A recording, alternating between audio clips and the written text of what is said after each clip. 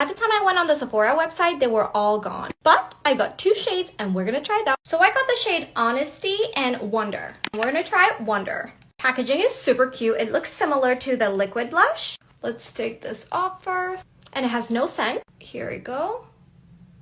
Wow. Okay, that was extremely cooling on the lip. And it's weird. It's like a jelly, but it turns into oil. Okay, I've never tried anything of this consistency before. And this shade is beautiful. I can't tell you how satisfying this is. And it's not separating on the lips, if you know what I mean. No stickiness as well. Let's wipe it off. Wow. Love the tint.